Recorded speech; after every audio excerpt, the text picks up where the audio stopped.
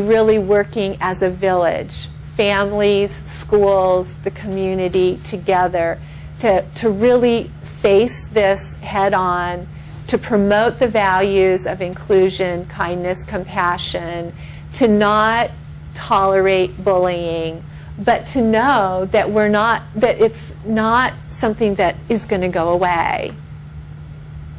So, yes. I was just going to say that I was thinking about what she was sharing, and I remember as a child, my parents emphasized values. I was fortunate enough to be involved with charm school back in the, I don't know, early 70s. But Girl Scouts, and I remember that consciousness raising of not only thinking about yourself, but your community. And so my challenge now as I'm thinking about it is not a lot of communities now offer those kinds of opportunities, or they run minimal for many reasons. Right. But I also think that we're the guiding post for these children as they're developing. And one concern I do have is that technology, and maybe other reasons as well, desensitize children. I wonder sometimes about empathy because I don't see that. You talk about emphasizing positive. I think it's a positive quality that we don't see a lot of.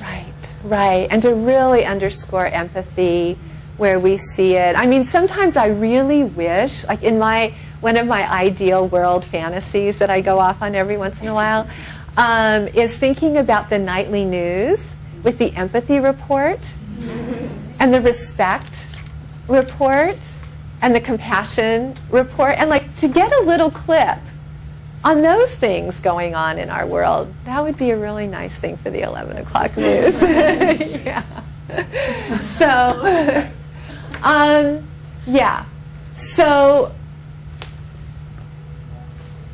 these skills are a really wonderful way of thinking about what we want to work with kids on, knowing that it is a lifelong process. I think that's the key thing, knowing that we're really talking about lifelong learning. One of the things that often happened when we would go and do our workshops in the schools is we'd get one shot at it. You know, we'd go in, we'd do this fun workshop with the girls and talk to them about the roles that girls play in socially aggressive situations and tools that they could use, and then we'd go away. And maybe the staff would be trained to help the girls continue to use those skills because they had a good character development program or a good conflict resolution program at the school. But a lot of schools didn't have that. And so, yeah, it was a great afternoon, but there wasn't the systemic support to really help girls with these skills, and the boys with these skills that are lifelong learning skills. One of the ways that I do talk to parents sometimes about it, and I did put this in your handout, I didn't put it in the PowerPoint up here, is sometimes I call it the 5 C's. First of all, leading by example, which isn't a C, but it's just number 1, lead by example. Number 2, character development.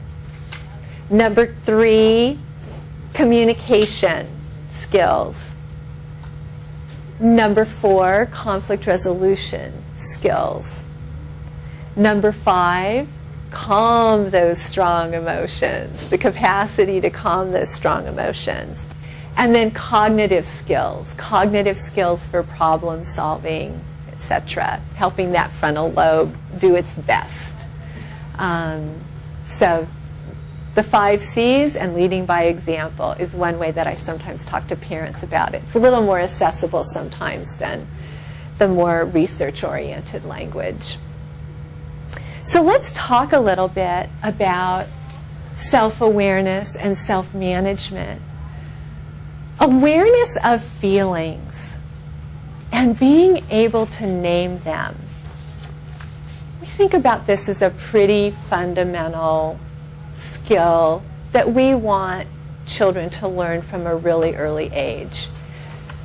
Turns out that it's actually settling to the neurophysiology of the brain to name a feeling that you're feeling. So really, a nice self-management skill can simply be to name that feeling I feel sad, I feel angry, I feel disappointed. Naming those feelings can actually help to settle and is an important part of the self-awareness, self-management process. And then being able to calm those strong emotions. And it starts with us.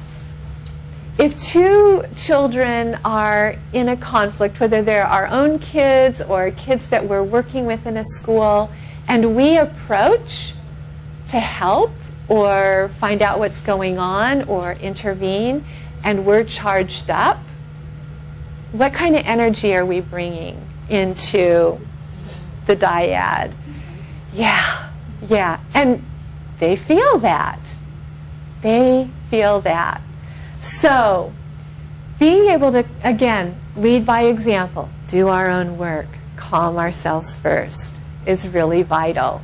I have a strategy that I want to share with you that's nice to use for ourselves and is nice to use with kids. Easy to teach, fun to do. And great for teachers.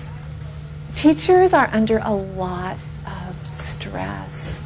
Lots of tough situations that are highly stressful, high burnout work, right? Those of you in education know that. And so finding ways to help settle is just vital. So let's do a short little exercise around that right now.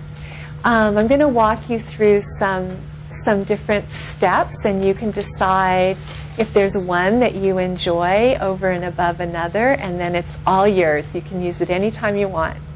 So go ahead, and you might want to just see how it would feel to put both feet on the ground. So you have a chance to feel grounded with the earth. Chair. Can we do this standing Yeah, up? you can. Yeah. All right. So let's begin with some breathing.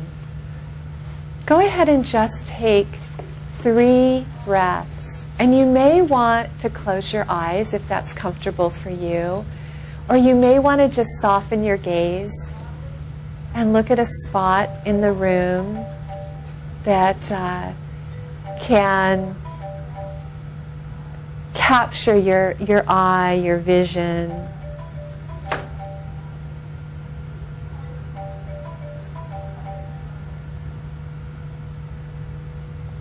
And as you breathe, notice how the breath enters your body. Notice how it enters your lungs. And notice how it enters your belly. You might even want to put your hand on your belly and feel the physical expansion and contraction as you breathe in and out of your belly.